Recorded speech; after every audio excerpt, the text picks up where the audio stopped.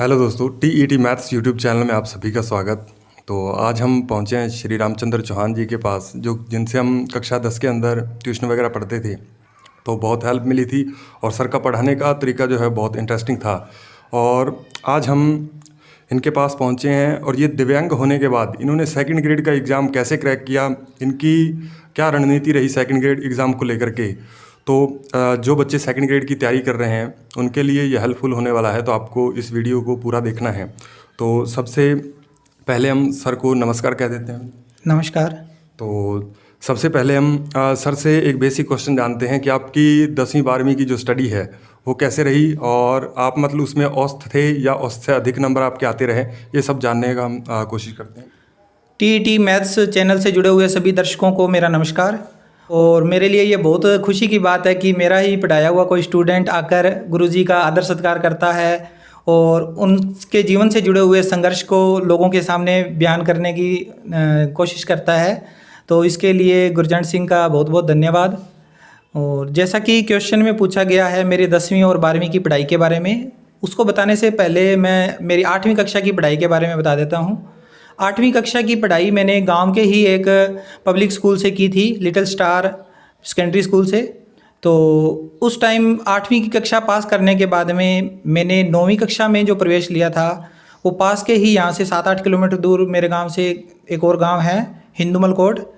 तो वहाँ के जो सीनियर सेकेंडरी स्कूल था वहाँ से मैंने 9वीं और 10वीं कक्षा पास की थी, और वो सन था 2004 से लेकर 2006 के बीच में मैंने 9वीं 10वीं की परीक्षा उत्तीर्ण की थी। और जब मैंने 10वीं कक्षा को उत्तीर्ण किया तो लगभग मेरे 82 पॉइंट समथिंग नंबर आए थे। तो गुरुजी जो हमारे वहाँ थे मैथ के, साइंस के या और अन्य विषय के वहाँ के प्रिंसिपल थे, उन्होंने मेरे को बहुत अच्छे से मोटिवेट किया और बताया कि आप गणित विषय में भी बहुत अच्छे हो और साइंस के विषय पर भी आपकी अच्छी पकड़ है, तो आपको इसी क्षेत्र में आगे बढ़ना चाहिए। गणित और साइंस के विषय में आपको आगे बढ़ने के लिए प्रयास करने चाहिए। तो उस टाइम मेरे को पर्सनली इतना जानकारी नहीं थी कि आगे के क्षेत्र में मुझे क्या कुछ करना है, माइंड इतना परिपक्व नहीं था। तो गुरुजी की जो मोटिवेशन थी उनको मैंने सबसे आगे रखा और उसी को ध्यान में रखते हुए आगे की पढ़ाई, क्योंकि वहाँ पर नॉन मेडिकल के विषय उस स्कूल में थे नहीं, तो आगे की पढ़ाई के लिए मैंने गंगानगर के SGN सीनियर सेकेंडरी स्कूल में प्रवेश लिया। और वहाँ से मैंने साइंस की जो पढ़ाई में नॉन मेडिकल के फिजिक्स, केमिस्ट्री और मैथ विषय को चुना। और सन 2008 में मैंने वहाँ से जो उच्च माध्यमिक परीक्षा थी मेरी 12वीं कक्षा, उसको मैंने उत्तीर्ण कर लिया था और नंबर भी मेरे काफ़ी अच्छे आए थे। और उसके अंदर जो मैंने ध्यानपूर्वक जब पढ़ाई की पूरे सेशन में, तो मेरे को ये लगा वास्तव में कि गणित विषय और साइंस विषय, ये जो विषय हैं इनमें ही जो बच्चा अच्छे ज्ञान को सीख सकता है, जिस बच्चे का माइंड थोड़ा सा परिपक्व है, उसको इन्हीं विषयों में आगे बढ़ना चाहिए और अपनी जो वैज्ञानिक सोच है उसको विकसित करते रहना चाहिए। ये कुछ बातें थी जो पूरे सेशन के दौरान 2 सालों के दौरान मैंने वहाँ पर सीखी और इसी को ध्यान में रखते हुए मैंने आगे की पढ़ाई को भी चालू रखा। ठीक है, बहुत बढ़िया सर। तो अब नेक्स्ट क्वेश्चन है हमारा कि सेकंड ग्रेड के अलावा सर आपने कौन कौन से और एग्ज़ाम दिए हैं या नहीं दिए, और ये आपने सर दिव्यांग होने के बावजूद ये आपने बहुत बड़ी उपलब्धि हासिल की है, तो इसके बारे में बताइए सर। आपने सेकंड ग्रेड के अलावा कोई और एग्ज़ाम दिए या नहीं? सेकंड ग्रेड के अलावा मैंने 2 एग्ज़ाम और दिए थे। तो सबसे पहले तो 2011 में जैसे ही मैंने BSc पूरी की अपनी, तो उसके तुरंत बाद एक बैंक का एग्ज़ाम हुआ था, बैंक PO का। तो उस SBI का जो एग्ज़ाम था उसको मैंने पटियाला में जाकर एक एग्ज़ाम दिया था। हालांकि उस टाइम इतनी मेरे को GK वगैरह की या कुछ और चीज़ें, बैंक के एग्ज़ाम कैसे दिए जाते हैं, उनको क्रैक कैसे किया जाता है, इनके बारे में इतनी नॉलेज नहीं थी। तो वो एग्ज़ाम हालांकि मेरा क्लियर नहीं हो पाया। उसके बाद में मैंने B.Ed की और B.Ed करने के दौरान ही मेरे को ऐसे लगा कि B.Ed का जो मतलब कोर्स है वो करने के साथ साथ हमें कुछ और चीज़ें भी सीखने को मिलती है। और जब मैंने वो सारी चीज़ें सीखी उसके बाद में मेरा माइंड जो था वो एकदम से दृढ़ हो गया कि मेरे को एक टीचर के रूप में ही आगे बाकी एग्ज़ाम देने चाहिए। तो इस दौरान मैंने और बहुत सारे भी एग्ज़ाम हुए थे, वो कोई भी एग्ज़ाम नहीं दिया क्योंकि मेरा लक्ष्य केवल एक टीचर बनना था। और टीचर बनने के कारण मैंने और किसी विषय को इतना ध्यान नहीं रखा, ना कोई बैंक का एग्ज़ाम दिया, ना कोई पटवारी का, ना कोई और SSB वगैरह कोई भी एग्ज़ाम नहीं दिया। और जब मेरी B.Ed पूरी हो गई तो उसके अगले ही साल थर्ड ग्रेड का एग्ज़ाम आया था 2013 में। तो 2013 में वो मैंने जोधपुर जाके थर्ड ग्रेड का एग्ज़ाम भी दिया था जोधपुर ज़िले से। और 2014 की भर्ती के अंदर सेकंड ग्रेड का एग्ज़ाम आया था, तो उसके बाद मैंने सेकंड ग्रेड का एग्ज़ाम दिया और उसमें मेरा सिलेक्शन हो गया था सेकंड ग्रेड में, उसी पहले एग्ज़ाम में ही। तो नेक्स्ट है हमारा क्वेश्चन कि सर टीचर बनना, ये आप में मतलब टीचर बनना आपको ये कैसे समझ में आया कि मैं सिर्फ टीचर बनने के लिए पैदा हुआ या मुझे सिर्फ टीचर ही बनना चाहिए? ये मतलब आपको कब फील हुआ और कब आपने इस रास्ते पे मतलब अपने कदम बढ़ाए? जहाँ तक टीचर बनने का सवाल है, जब मैंने अपनी बीएससी पूरी की तो मेरा एक दोस्त था, उसके साथ ही हम बीएससी कर रहे थे। तो उसके बीएससी करने के तुरंत बाद ही हम दोनों एक जगह पर बैठ के विचार कर रहे थे कि आगे का हमें कौन सा रास्ता चुनना चाहिए। तो इसके लिए मैं मेरे अपने दोस्त को भी थैंक यू बोलूँगा कि उसने मेरे को ये गाइड किया कि अपने को क्योंकि बीएससी कर रखी है अपने, और अगर अपने टीचर का फार्म भरते हैं या पीटेट का एग्ज़ाम देते हैं, पीटीईटी का एग्ज़ाम जो कि बीएड के एंट्रेंस एग्ज़ाम का एक रूप होता है, तो उसने मेरे को ये बताया कि अगर अपने टीचर का एग्ज़ाम अपने टीचर के लिए अगर आगे जाते हैं, बढ़ते हैं उस एक क्षेत्र के अंदर, तो उसमें क्या है कि अपने कोई और विषय का भी अगर अपने चुनाव करना चाहें तो उसके दौरान भी हम कोई और विषय का, जैसे बैंक का एग्ज़ाम देना चाहें या पटवारी का एग्ज़ाम देना चाहें या कोई वीडियो के एग्ज़ाम है या कोई भी और तरह के एग्ज़ाम है, वो भी हम दे सकते हैं, उस क्षेत्र में भी आगे बढ़ सकते हैं टीचर के साथ साथ। तो उस टाइम उसने मेरे को ये बताया कि अपने को एक टीचर के क्षेत्र में अपना भाग्य आजमाना चाहिए। तो उसी को ध्यान में रखते हुए हमने पीटेट का एग्ज़ाम दिया था और उसमें अच्छे अंकों से हम पास हो गए थे। पहले ही प्रयास में हमारा गंगानगर डिस्ट्रिक्ट हेडक्वार्टर पर ही हमारा सिलेक्शन हो गया था, वहाँ के एमडी बीएड कॉलेज में हमने बीएड कर ली थी। और उसी दौरान मेरे को ये लगा कि हाँ, वास्तव में टीचर बनना ही सबसे अच्छा काम है, क्योंकि एक टीचर ही होता है जो एक आईएएस ऑफिसर को बनाता है, एक आरएएस ऑफिसर को बनाता है, या जितनी भी अन्य सेवाएं हैं, चाहे बैंक की है, चाहे रेलवे की है, चाहे अन्य राजस्व विभाग के कर्मचारी हैं, वो सारे के सारे कर्मचारी एक टीचर से ही जुड़े हुए होते हैं। अगर एक टीचर है कोई बना हुआ तो उसके नीचे ही सारे अधिकारी होते हैं, चाहे वो कितने भी बड़े पद पर क्यों ना हो। टीचर का सम्मान जो होता है वो सबसे ज़्यादा होता है, एक कलेक्टर से भी ज़्यादा टीचर को सम्मान मिलता है। और जब मेरे पास टीचर बनने की योग्यताएं आ गई तो मैंने अपना लक्ष्य भी चेंज कर लिया कि मुझे एक टीचर ही बनना है, क्योंकि टीचर से ज़्यादा आदर्शवाद किसी और के अंदर नहीं होता मेरे ख्याल से। जी बिल्कुल सर, सही बात कही आपने। और मैं भी मानता हूँ कि टीचर एक सड़क के समान होता है, जो खुद तो वहीं पे रहता है, लेकिन जो उस पर चलने वाले बच्चे हैं या जिनको वो शिक्षा दे रहा है वो कहीं के कहीं पहुँच जाते हैं। तो नेक्स्ट क्वेश्चन है हमारा कि सेकंड ग्रेड में आपका सिलेक्शन जो है वो कब हुआ, और आपको ये नहीं लगा कि आप दिव्यांग होने के बावजूद यानी आप लाठी के सहारे चलते हैं, तो फिर आपको कहीं ये महसूस नहीं हुआ कि मुझे शायद नहीं करनी चाहिए तैयारी या मुझे घर में रहना चाहिए, या कुछ ऐसा कुछ फील हुआ कभी? या दिव्यांगता की तो मेरे को अभी ऐसी कोई कभी ज़िंदगी में समस्या नहीं हुई। हाँ, हालांकि सफ़र के दौरान या इधर उधर आने जाने के दौरान कुछ दिक्कतें का सामना करना पड़ता है, लेकिन मैंने उन्हीं दिक्कतों को अपनी मजबूती बनाया। और जब भी अपने बारे में मैं सोचता हूँ कि मेरे अंदर कोई कमी है, तो मैं ये उसके साथ साथ मेरे दिमाग में ये भी बात आती है कि एक कहावत है कि भगवान अगर एक हिस्से में कमी रखता है तो दूसरे हिस्से में उससे ज़्यादा हमें कुछ दे देता है। तो मैंने जब ये सोचा कि भगवान ने मेरे को क्या दिया है, तो मैं अपने आप को खुशकिस्मत मानता हूँ कि मेरे को भगवान ने जो गणित विषय से संबंधित जानकारी है, चाहे एजुकेशन से संबंधित है, मेरे को काफ़ी कुछ मतलब माइंड मेरा थोड़ा सा मेरे को ऐसे लगता है कि कुछ और व्यक्ति हैं जो बहुत सारे प्रयास भी कर रहे हैं लेकिन वो सफल नहीं हो पा रहे हैं, उनसे मेरे को थोड़ा सा भगवान ने अपनी तरफ झुकाव रखा है। और भगवान ने भी कि एक जगह पर इसकी कमी है तो दूसरी जगह पर इसको कुछ ना कुछ एक्स्ट्रा दिया जाए, पावर दी जाए कोई। तो उसी को ध्यान में रखते हुए कभी मैंने ये फील नहीं किया कि मेरे एक पैर में दिक्कत है, और मैंने इसको अपनी मजबूती बनाया। क्योंकि अगर एक सामान्य आदमी के बारे में अपने बात करते हैं तो सामान्य आदमी क्या होता है कि वो तो कोई भी काम कर लेता है, चाहे वह अपनी दैनिक मजदूरी करे, चाहे कोई और प्राइवेट काम करे, चाहे कोई कुछ भी काम कर सकता है, वो कोई चाहे बैंक में लगे, चाहे कुछ भी 100 काम हो सकते हैं उसके। लेकिन अगर कोई विकलांग आदमी है तो वो 100 के 100 काम नहीं कर सकता।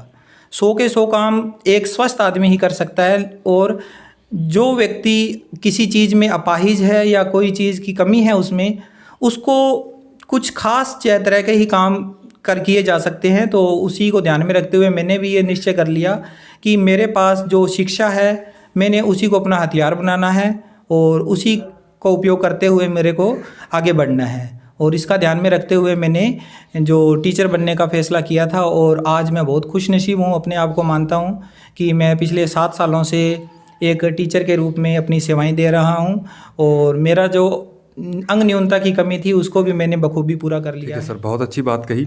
और नेक्स्ट क्वेश्चन, अब हम सेकंड ग्रेड पे आते हैं कि सर सेकंड ग्रेड जो तैयारी है आपने मैथ्स की तैयारी की मैथ सब्जेक्ट से, तो वो आपने कितने महीने लगभग पढ़ते रहे और आपका पढ़ने का शेड्यूल टाइम टेबल वगैरह क्या रहा, वो आप उसके बारे में बताइए थोड़ा।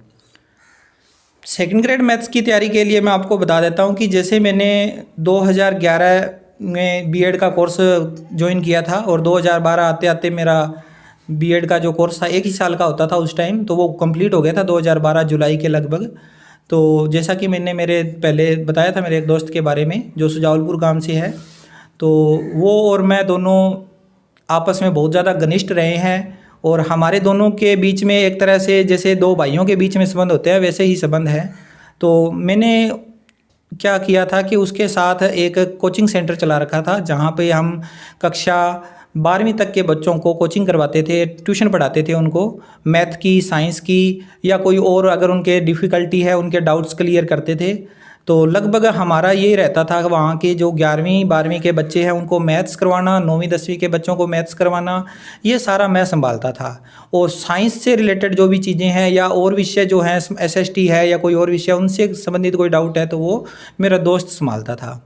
तो साइंस से जुड़ा होने के कारण मेरे को ऐसा कुछ महसूस नहीं हुआ कि कोई अलग से तैयारी करनी पड़ेगी, क्योंकि जो इसका सेकंड ग्रेड का एक एग्ज़ाम होता है उसमें एक साइंस या मैथ से अगर संबंधित कोई टीचर है या कोई स्टूडेंट प्रतिभागी है तो उसको एक अलग से विषय से संबंधित मतलब उसका पेपर होता है जिसमें केवल अगर मैथ का कर रहा है तो केवल मैथ के ही क्वेश्चन होंगे, अगर साइंस से संबंधित है तो उसके में केवल साइंस के ही रिलेटेड क्वेश्चन होंगे। तो 12वीं तक का जो उसमें सिलेबस था उस पेपर के अंदर वो मेरा वहाँ पर कोचिंग कराते कराते ही मेरा सब कुछ क्लियर हो गया था। बुक्स जो थी वो मेरे एक तरह से माइंड में छपी हुई थी, तो उनके क्वेश्चनों से संबंधित मेरे को कोई ख़ास तैयारी नहीं करनी पड़ी। और उसके अलावा जो बीएससी लेवल के क्वेश्चन थे उनको मैंने रिवीजन किया, उनको दोबारा से पढ़ा, जो इसकी बीएससी की किताबें थी उनको दोबारा से पढ़ा। और मेरा शेड्यूल क्या होता था कि मैं सुबह 2 घंटे सुबह 7 बजे से 9 बजे तक मेरी क्लासेज होती थी ट्यूशन की, और शाम को भी मेरी 4 बजे के बाद में 7 बजे तक क्लासेज होती थी। तो इस टाइम में तो मैं पढ़ नहीं सकता था, और रात के समय जब पूरा इतना दिन सारा दिन बिजी रहने के बाद जब कोई अगर तैयारी करने बैठे बच्चा कोई भी है चाहे प्रतिभागी है तो उसको तैयारी नहीं करना चाहिए उस टाइम, क्योंकि वो सारा दिन बिजी रहा। तो मेरा भी यही मानना था और इसी कारण मैं सुबह जल्दी उठता था। लगभग 4 साढ़े 4 बजे उठने के बाद में मेरा 2 घंटा रोज़ाना पढ़ने का टाइम होता था। मैं 2 घंटे जो मेरी बीएससी की बुक्स थी उनको पढ़ा करता था, और लगभग मैंने ये 1 साल तक तैयारी की थी। और उस 1 साल के दौरान ही मैंने बीएससी की जो तीनों ही क्लासें थी, BSc first year, second year और थर्ड ईयर, उनको क्लियर कर लिया था। ठीक है सर। तो जैसे सर का मानना है कि आप मतलब बुक्स ही पढ़िए, अपना बेसिक जो है वो स्ट्रॉन्ग कीजिए, बुक्स में जो क्वेश्चन दे रखे हैं आप उन्हीं को करिए बहुत बढ़िया ढंग से, तो इसमें कोई दिक्कत नहीं आती। तो सर इसमें आप ये भी बता दीजिए कि एक दिन में मतलब आप कितने घंटे पढ़ाई करते थे, और आपने नोट्स बनाए या फिर आप किताबों से ही पढ़ते रहे, ये सब भी बताइए आप। किताबों से जहाँ तक पढ़ने की बात है, किताबें विद्यार्थी की सबसे बड़ी मित्र होती है। अगर हम किताबें पढ़ते हैं तो हमारे ज्ञान में बहुत ज़्यादा वृद्धि होती है, और किताबें पढ़ते टाइम भी हमें बाहर के जो वातावरण है उसको बिल्कुल शून्य कर देना चाहिए, यानी कि हमारा ध्यान जो है केवल किताब में ही रहना चाहिए। कई बार ऐसी समस्याएं आ जाती है कि हम किताबें ही पढ़ते रहते हैं लेकिन हमारा ध्यान बाहर के वातावरण में रहता है, तो हमारे किताबें जो है उस टाइम हमारे मित्र का काम नहीं करेगी। किताबें तभी हमारे मित्र बनेंगे जब हम किताबों के मित्र बनेंगे। इसलिए किताबें पढ़ना बहुत ज़्यादा ज़रूरी है। नोट्स बनाने की बात आती है तो किताबों से हमें जो चीज़ें हमें अच्छी लगती है, जो चीज़ें हमें गुणवान चीज़ें जो होती है ना, गुणी चीज़ें, वो चीज़ें हमें वहाँ से एकत्रित करके उनको अलग से नोट्स के रूप में अपने हिसाब से कर लेना चाहिए। किताबें अलग अलग राइटर बनाते हैं तो वो अपने हिसाब से बनाते हैं, लेकिन कुछ एक बातें ऐसी होती है जो हमें अपने तरीके से भी सीखनी चाहिए, और उसके लिए नोट्स बनाना बहुत ज़रूरी है। तो मेरा भी यही टारगेट था, क्योंकि बीएससी की जो बुक्स थी या अलग अलग राइटर की जो बुक्स आती है उसको देखने के बाद में वहाँ से अगर हम सारी चीज़ें सीखने की कोशिश करें तो वो नहीं सीखी जाती है। उसके लिए सेल्फ नोट्स बनाना बहुत ज़रूरी है। तो मैंने भी जब रेगुलर स्टडी की किताबों को, तो मैंने कुछ एक नोट्स बनाए थे और उन्हीं को लास्ट में मैंने, जैसे कहते हैं ना अपने समरी अप करना किसी विषय को, तो जब समरी अप करते हैं तो दोबारा किताबें नहीं पढ़नी चाहिए, हमारी जो नोट्स हैं उन्हीं को हमें समरी अप करना चाहिए। तो लास्ट में मैंने उन्हीं नोट्स का सहारा लिया था किताबें पढ़ने के बाद एग्ज़ाम के दौरान। ठीक है सर, इसमें एक क्वेश्चन ये सबसे ज़्यादा पूछा जाता है कि मैथ और साइंस बैकग्राउंड वाले जो बच्चे होते हैं सर, उनके लिए फर्स्ट पेपर जो जीके का है वो बहुत सर डिफ़िकल्ट होता है। मतलब उनकी तैयारी वो कैसे करें, उनको समझ में नहीं आता, उनको याद रखना भी थोड़ा सा क्या डिफ़िकल्ट होता है, तो उसके बारे में बताइए, उसकी तैयारी हम कैसे करें। जीके का पेपर मैथ और साइंस के जो बैकग्राउंड से स्टूडेंट होते हैं उनके लिए वास्तव में बहुत ज़्यादा कठिन होता है। मेरे लिए भी बहुत ज़्यादा कठिन था, और क्योंकि जीके से हमारा जुड़ाव नहीं होता। 10वीं तक की क्लास हम पढ़ने के बाद में जो 11वीं कक्षा या 12वीं कक्षा है या बीए की first year, second year, third year, वहाँ से हमारा एक जीके का बहुत बड़ा भंडार होता है, वो हमसे छूट जाता है। और क्योंकि 10वीं तक की जो किताबें होती है वहाँ जीके जो होता है वो एक छोटे रूप में होता है, वो हम तैयार नहीं कर पाते, उतने उससे जुड़ नहीं पाते। लेकिन जब बड़ी क्लासों जैसे 5 साल की जब पढ़ाई होती है जीके, जिससे बहुत ज़्यादा जुड़ा होता है, वो हमसे छूट जाती है, तो हम जीके में पिछड़ जाते हैं। तो जीके में पिछड़ने का सबसे बड़ा कारण यही है कि क्योंकि हम साइंस के स्टूडेंट हैं, और साइंस का स्टूडेंट लगभग यही होता है कि जीके में कमज़ोर ही होता है। तो जीके को अच्छा बनाने के लिए हमें हमारी जो किताबें हैं जीके से संबंधित उनको पढ़ना चाहिए, अखबार पढ़ना चाहिए। इसके अलावा जो टाइम टू टाइम पत्रिकाएं आती है, मासिक पत्रिकाएं अलग अलग शोध से संबंधित आती है, जीके से संबंधित आती है, उनको पढ़ना चाहिए, उनका अध्ययन करना चाहिए। और जो भी मार्केट में किताबें अवेलेबल है जीके से संबंधित है, जो राजस्थान से संबंधित अगर क्वेश्चन आ रहे हैं तो उनको हमें उस तरह से अध्ययन करना चाहिए जैसे एक मैथ के विषय को हम अध्ययन करते हैं, यानी कि उसका जो बेस चीज़ है वो हमें पढ़नी चाहिए। क्योंकि मैथ वाले जो स्टूडेंट होते हैं उनके पास एक सबसे बड़ा हथियार होता है कि वो बेस को पहले पकड़ते हैं। तो अगर हम जैसे कोई भी टॉपिक पढ़ रहे हैं, मान लो हम राजस्थान के किले या दुर्ग के बारे में पढ़ रहे हैं, तो किले और दुर्ग पढ़ने से पहले हमें उस टॉपिक का जो मुख्य बिंदु है कि हमारे जो किले हैं और वो जो दुर्ग है या अलग अलग प्रकार की संस्कृति है, राजस्थान की शैलियाँ हैं, वो क्यों जो ज़्यादा महत्वपूर्ण हैं और हम ये क्यों पढ़ रहे हैं। अगर हम ये चीज़ें जान लेंगे तो हमारा जीके के विषय से भी जुड़ाव हो जाएगा और जीके को हम ढंग से समझने लग जाएंगे।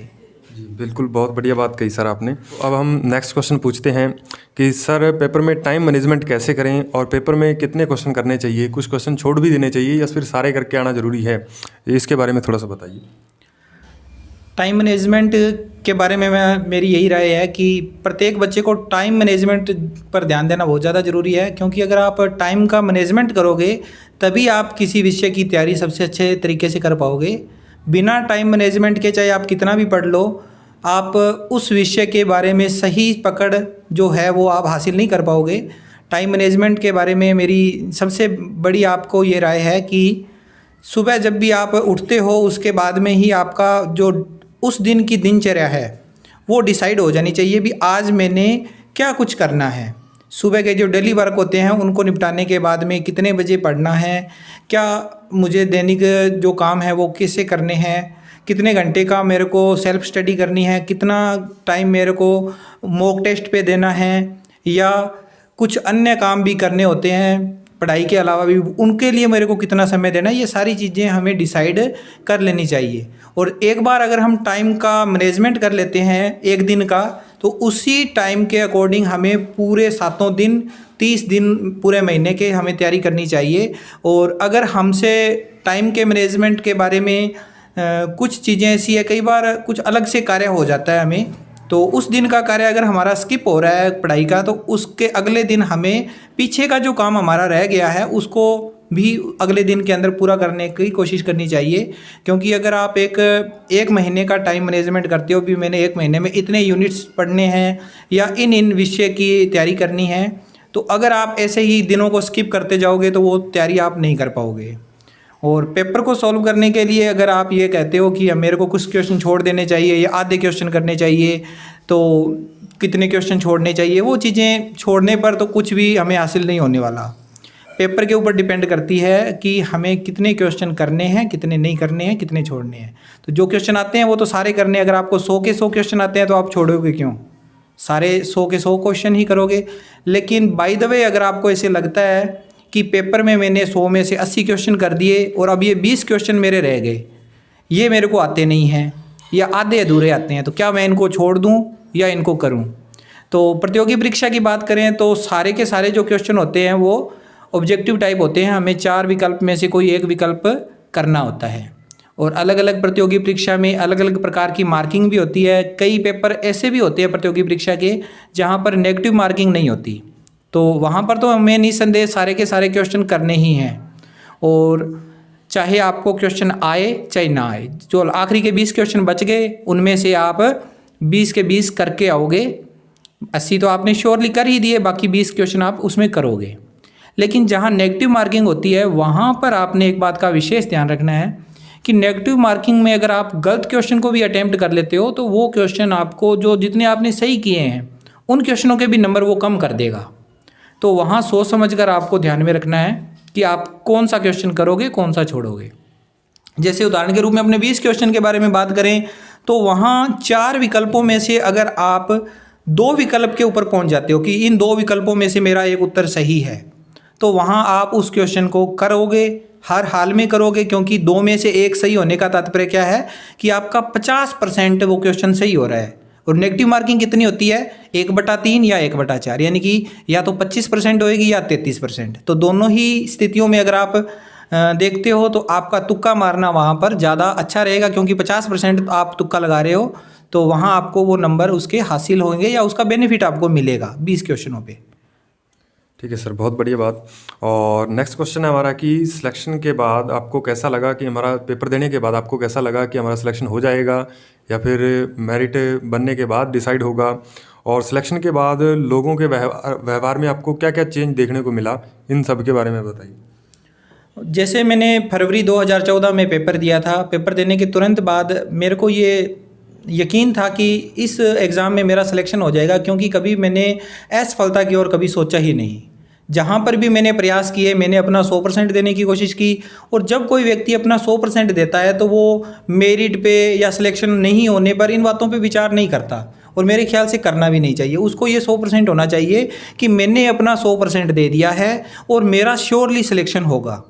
और भगवान की दया से मेरा क्या था कि जो पेपर हुआ था वो काफ़ी अच्छा हुआ था, तो मेरे जो सोचने के अंदर एक चीज़ और प्लस पॉइंट हो गई कि क्योंकि मेरा पेपर अच्छा हुआ था तो मेरे को ये क्लियर हो गया था कि पेपर अच्छा हुआ है, और अमूमन हम ये सोच लेते हैं कि अगर हमारा पेपर अच्छा हुआ है तो हमारा सिलेक्शन होगा।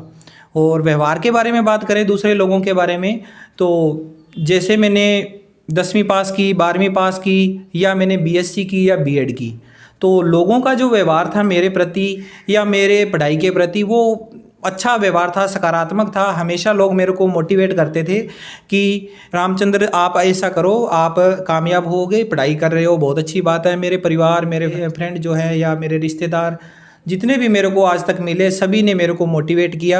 और सिलेक्शन होने के बाद भी मेरे को वही लोग अच्छे से मेरे से मिलते हैं, कोई मेरे से ईर्ष्या नहीं रखता, और सबसे मैं भी अपना समझ के सबसे मिलता हूँ। और मेरे को काफ़ी अच्छा लगा कि सारे लोग मेरे प्रति एक जैसा व्यवहार बनाए हुए हैं। नेक्स्ट क्वेश्चन सर से जान लेते हैं कि जिनका मैथ बैकग्राउंड थोड़ा कमज़ोर है या कई दिन मैथ पढ़ने के बाद हमने कुछ देर स्टडी में गैप आ जाता है, तो उसको हम कैसे कवर करें? जहाँ तक मैथ विषय की बात है, सबसे पहले अपने मैथ विषय के बारे में बात करते हैं कि अगर किसी का मैथ कमज़ोर है तो वो कमज़ोर क्यों है और उसको सुधारा कैसे जा सकता है। क्यों? मैथ क्या है? एकमात्र ऐसा विषय है जिसको हम याद नहीं कर सकते, मैथ को केवल समझा जाता है। और मैथ को अगर हम समझ लेते हैं ढंग से तो वो हम कभी भूलते नहीं, क्योंकि मैथ का जो ज्ञान होता है, मैथ विषय का ज्ञान जो है वो हमारा स्थायी हो जाता है अगर हम उस चीज़ को समझ लेते हैं। और समझा हुआ ज्ञान सदैव स्थायी होता है, केवल मैथ की बात नहीं है। अगर हम कोई भी काम को अच्छे से समझ लेते हैं तो वो स्थायी ही कहलाता है ज्ञान। तो जिसका मैथ कमज़ोर है उसकी सबसे बड़ी कमज़ोरी यही रही होगी कि उसने जब सीखने की बारी थी तो उसने उस चीज़ को ध्यान से सीखा नहीं होगा, या उसके कुछ और भी कारण हो सकते हैं। तो जो कमज़ोर मैथ वाले जो स्टूडेंट हैं उनको मेरी राय है कि वो लगातार अभ्यास करें, क्योंकि अभ्यास करते करते हम कोई चीज़ को सीख सकते हैं। अभ्यास करते करते अगर हम कोई चीज़ सीख सकते हैं तो हमें ज़रूर अभ्यास करना चाहिए। अभ्यास के द्वारा कोई भी चीज़ है हमारे लिए स्थायी हो सकती है, और बिना अभ्यास के अगर हम कोई चीज़ करेंगे, रटने की कोशिश करेंगे, तो आज तो हमें वो याद हो जाएगा, लेकिन कल के लिए हम उस ज्ञान को भूल जाएंगे। जो जिनके आती है समस्या कि मेरे को 2 गुणा 2 4 है, वो कभी नहीं भूल सकता, क्योंकि उसको पता है कि 2 × 2 हमेशा 4 ही रहेगा, क्योंकि उसने उस चीज़ को याद नहीं किया, उसने सीखा है। 2 का पहाड़ा अगर किसी ने सीखा है तो वो कभी नहीं भूलेगा, लेकिन अगर किसी ने 2 का पहाड़ा याद किया है तो वो 2 का पहाड़ा याद उसे कम से कम आने वाले टाइम में याद नहीं रहेगा। केवल ये छोटी सी बात है 2 के पहाड़े की तो, लेकिन अगर बड़ी चीज़ के बारे में बात करें तो वो उसको समय आने पर वो भूल जाएगा। तो मेरी जो सबसे बड़ी राय आपको ये है कमज़ोर स्टडी के लिए, मैथ के लिए, वो जो अगर किसी की कमज़ोर स्टडी है तो कि वो लगातार अभ्यास करे।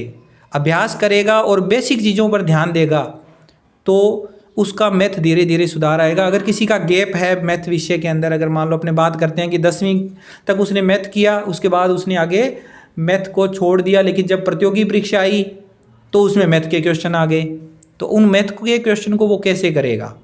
तो उसके लिए उसे दोबारा से अंक गणित को सीखना होगा, बीज गणित को सीखना होगा, ज्यामिति को सीखना होगा। तो ये सारे जो विषय हैं मैथ की अलग अलग शाखाएँ हैं, इनकी जो बेसिक चीज़ें हैं उनको वो सीखे पहले तो, क्योंकि बेसिक अगर सीख लेगा तो धीरे धीरे बड़ी चीज़ें जो है उन विषयों से जुड़ी हुई जिनसे संबंधित प्रतियोगी परीक्षा में प्रश्न आते हैं वो सारी चीज़ें उसे धीरे धीरे क्लियर होने लगेगी।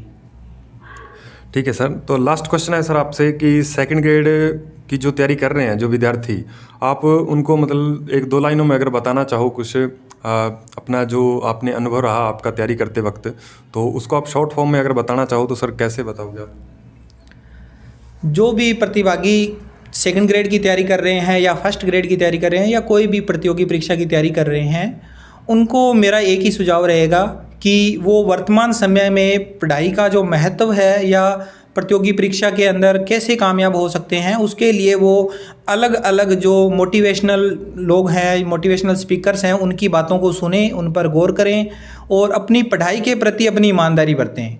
अगर आप पढ़ाई के प्रति अपनी ईमानदारी बरतोगे, किसी भी विषय को ध्यान से सीखने की कोशिश करोगे, तो आप उस चीज़ के ऊपर अपना 100% दे पाओगे।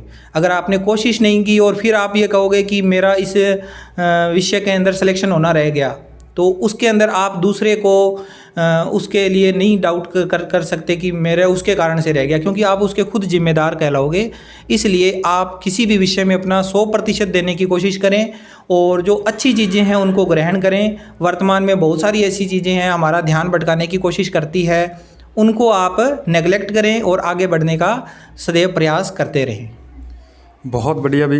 तो सर का बहुत बहुत धन्यवाद कि हम जैसे लोगों को जो सेकंड ग्रेड की तैयारी कर रहे हैं उनको बहुत अच्छा मोटिवेट किया और थोड़ा गाइड किया, मार्गदर्शन दिया। तो चलिए अभी अब इस इंटरव्यू को यहीं पे समाप्त करते हैं, और यदि आप हमारे यूट्यूब चैनल पे नए हैं तो इस चैनल को सब्सक्राइब कर लीजिए, साथ में बेल आइकन को भी प्रेस कर दीजिए।